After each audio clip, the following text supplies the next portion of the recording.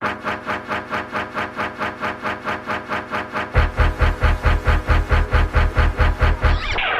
right, welcome back to the Hustleaholics podcast with your host Mike Anderson.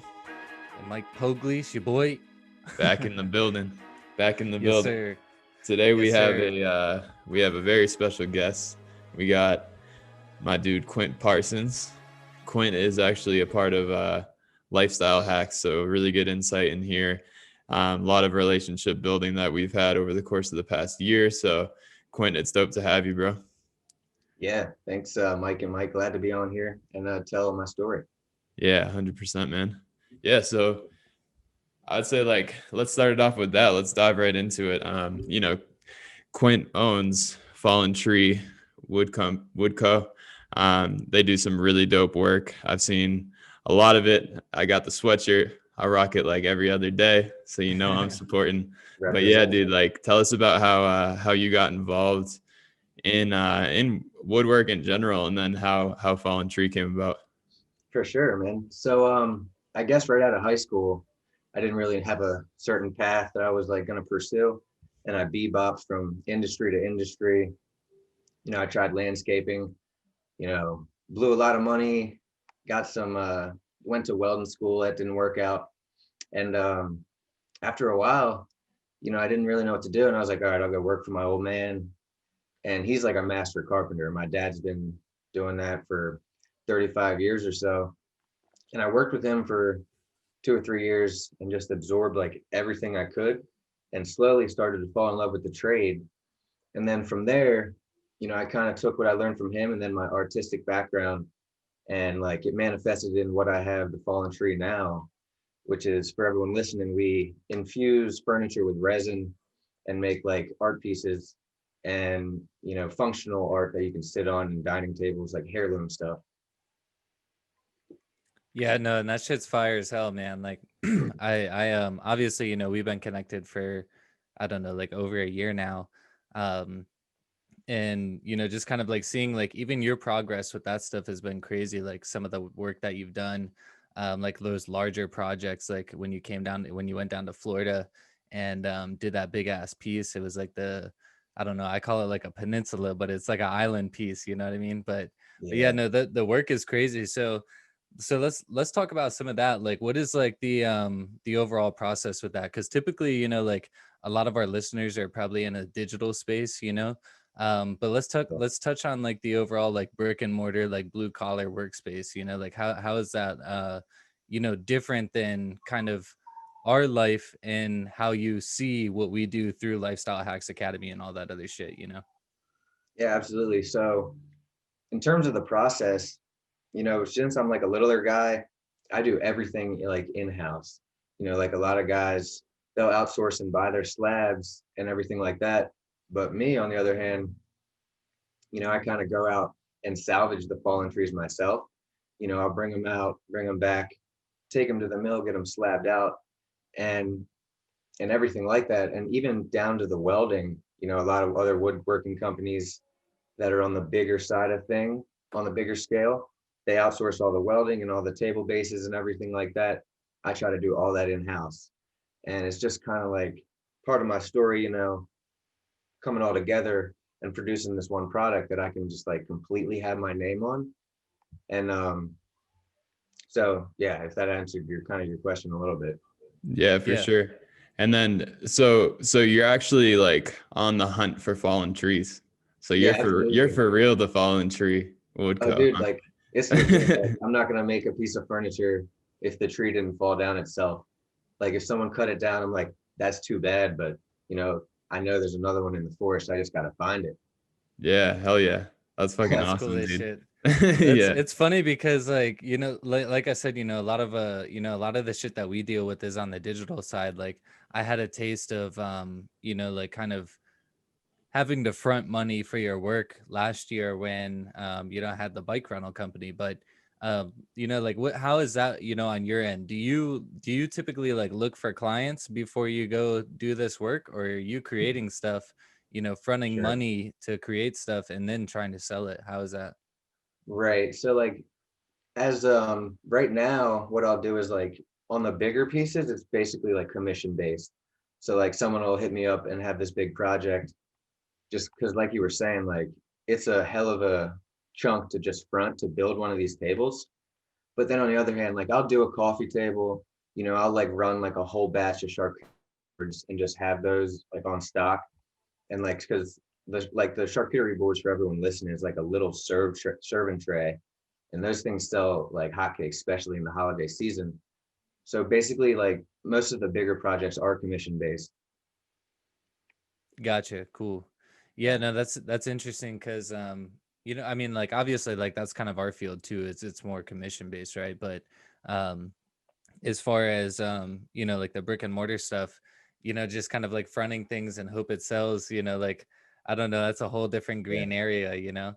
Um but cool. So as far as like the Falling Tree Wood Company, like what is like, your long-term goal with that? My long-term goal, well, I guess it's kind of like ever evolving because like I have a bunch of different alleyways that I want to pursue. But as of now, I picture myself in a storefront in my local town. Um, you know, I want to be a shop slash studio where people can come and like just chill. Like they can hang out. I'll be working in the back and like have this like kind of community based atmosphere, but like you can also buy my product and you can see what I'm doing. And like that's my end goal. I build this community where I'm from and establish myself as like the authority. Gotcha. Yeah. Hell yeah, dude. That's awesome.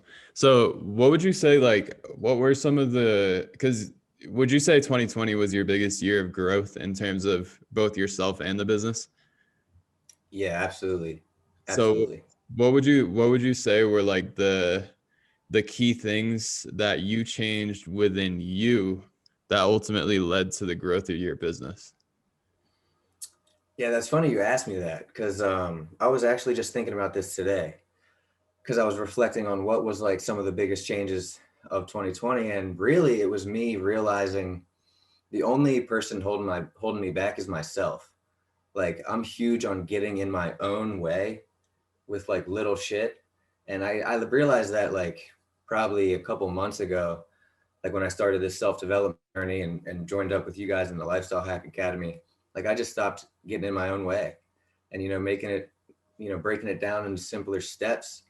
And, it opened up so many more doors, and opportunities and like knowledge that I would never have.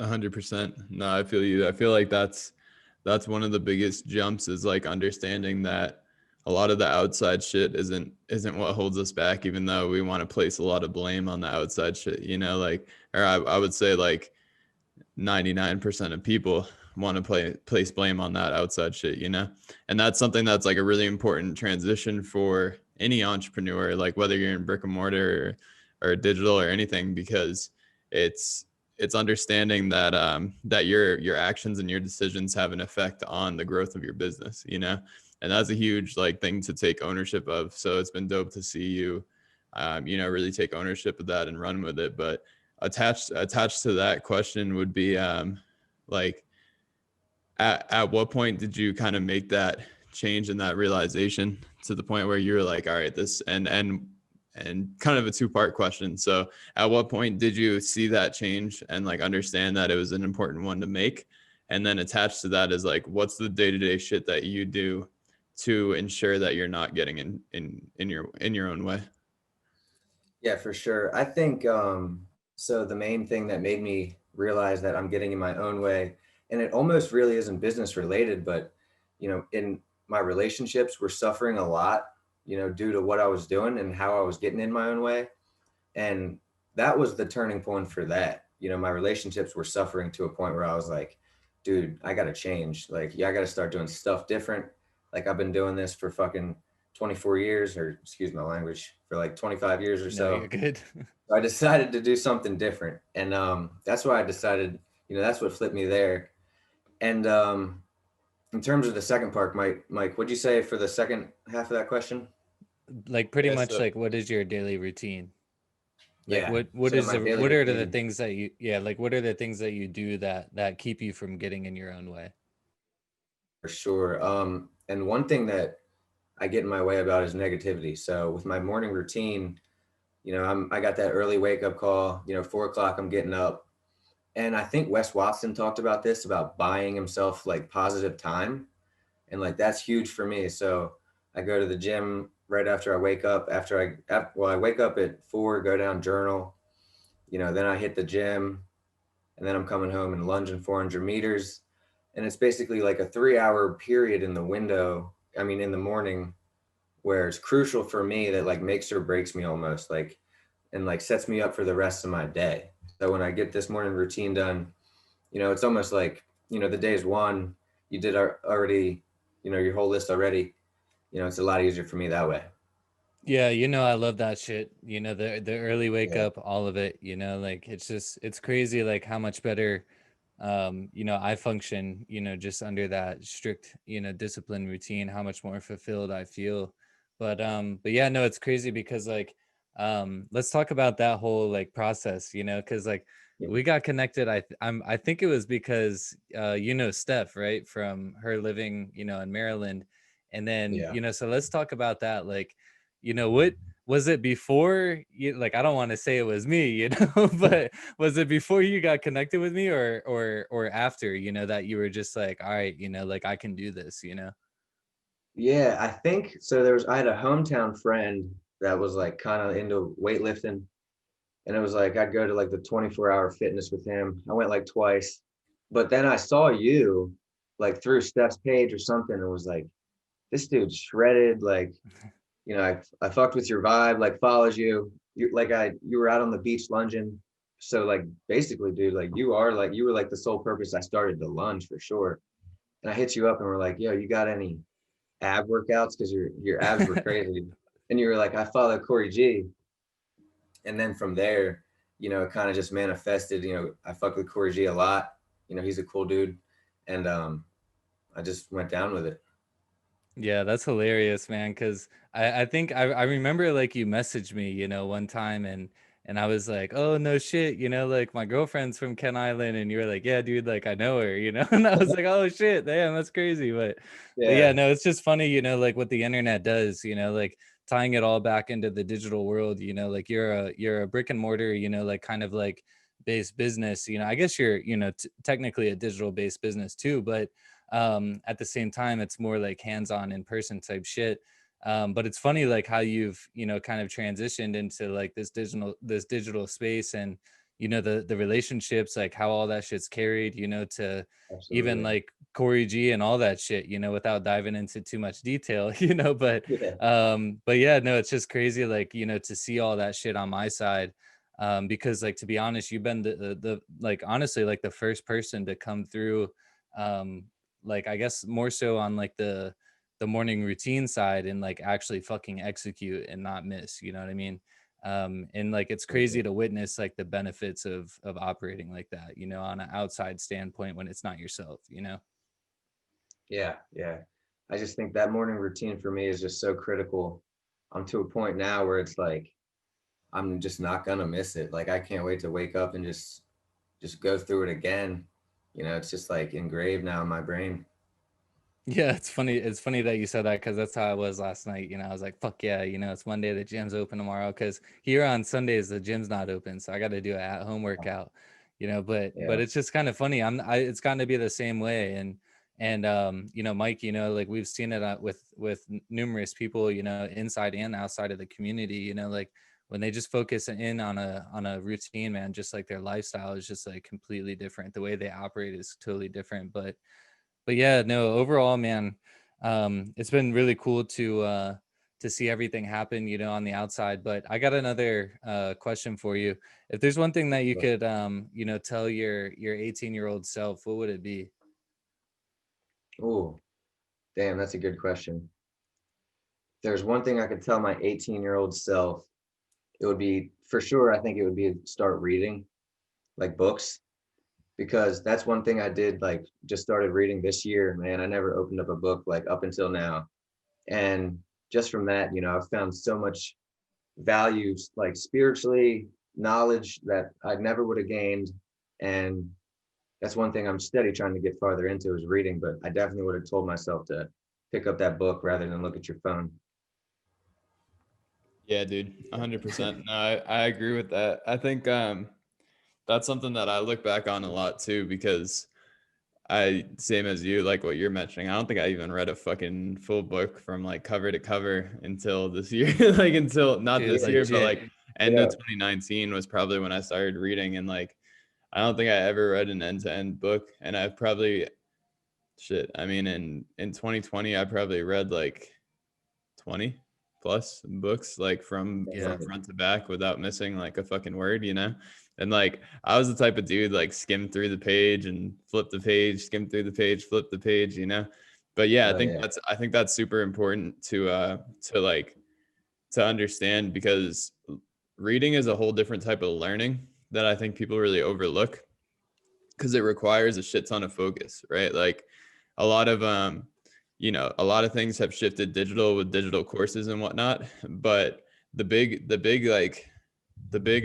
separation between a digital course and a book is like digital course, you know, you're playing the video, and like you really got to lock the fuck in if you want to obtain the information. Like you got to shut off all distractions, whereas like with reading you're forced to put aside all distraction, because like you got to read the fucking book, right? Like and you got to have your eyes on the pages and make sure that you're reading Yeah. the words and you're so it's interesting to see the shift, because you know, like I feel like nowadays we see oftentimes too like people like hating on reading books, right? Like people would be like, you know, stop fucking reading and implement type shit.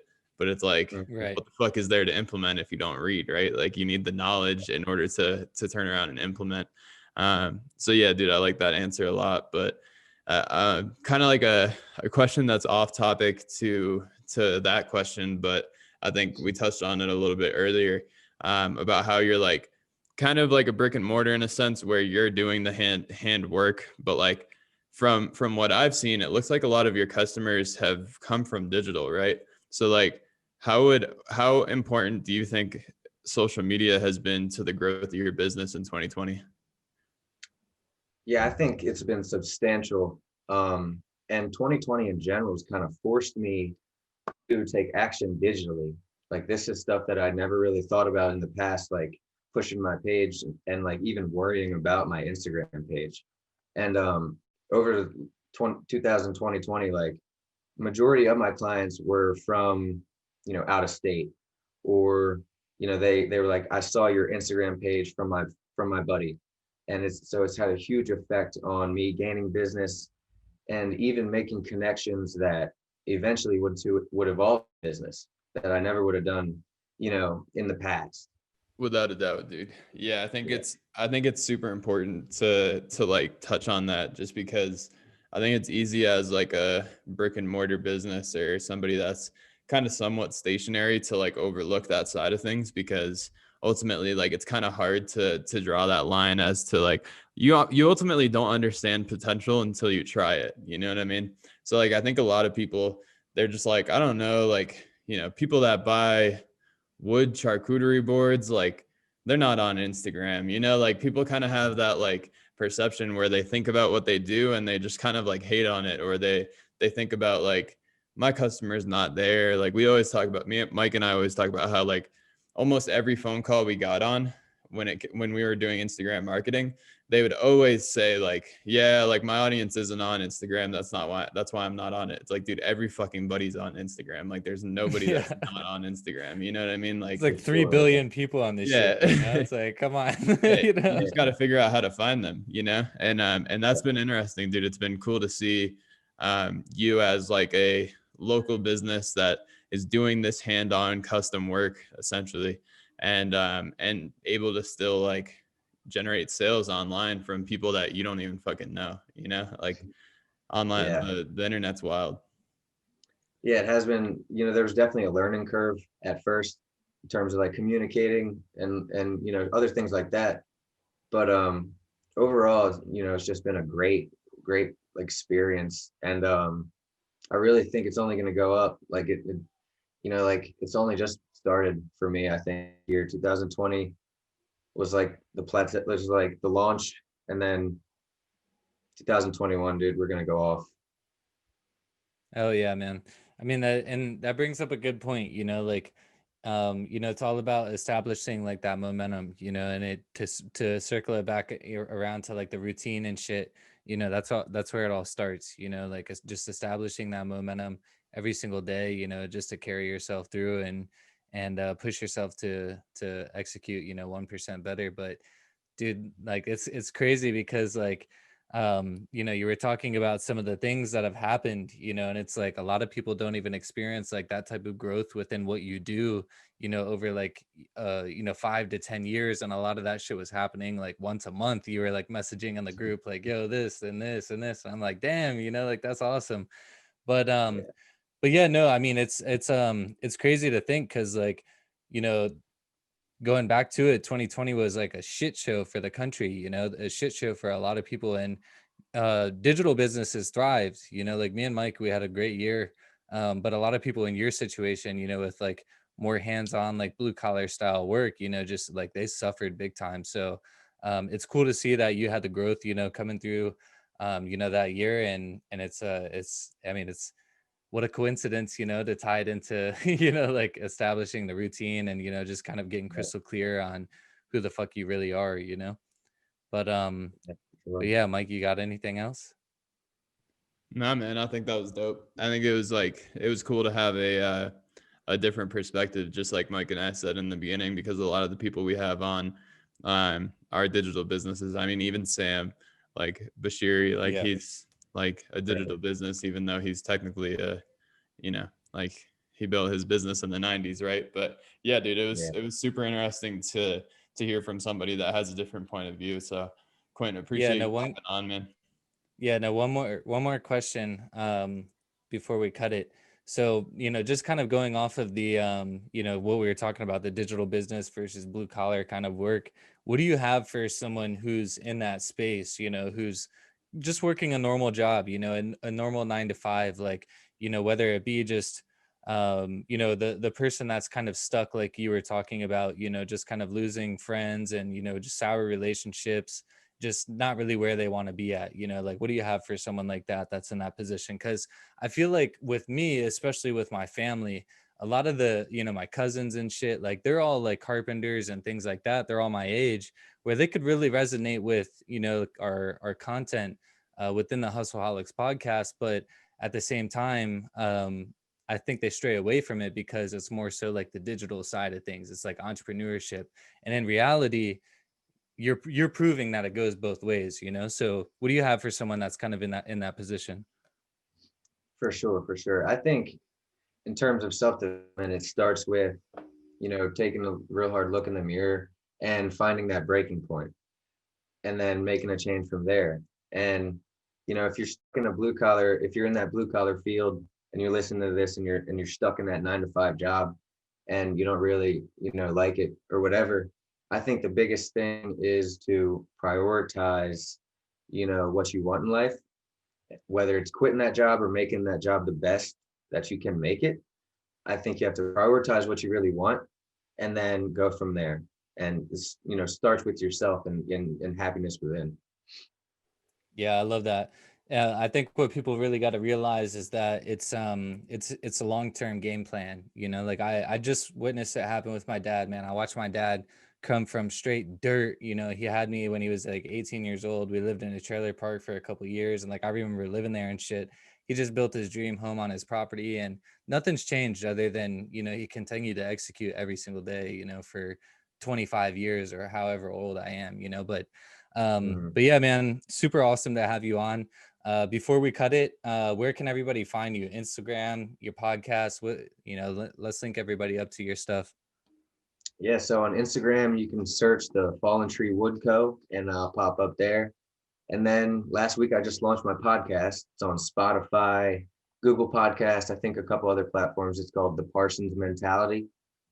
And I'm dropping that every day at 5 a.m. Little daily dose of motivation. So go check that out. Fuck yeah. Yes, sir. Thanks for hopping on, bro. We'll Yeah, I appreciate it, guys. we'll see you tomorrow night on the the Hustleaholics call on the Lifestyle Yeah. Hacks call. Appreciate you, bro. Yep. Thanks for having me on. Hell yeah, man.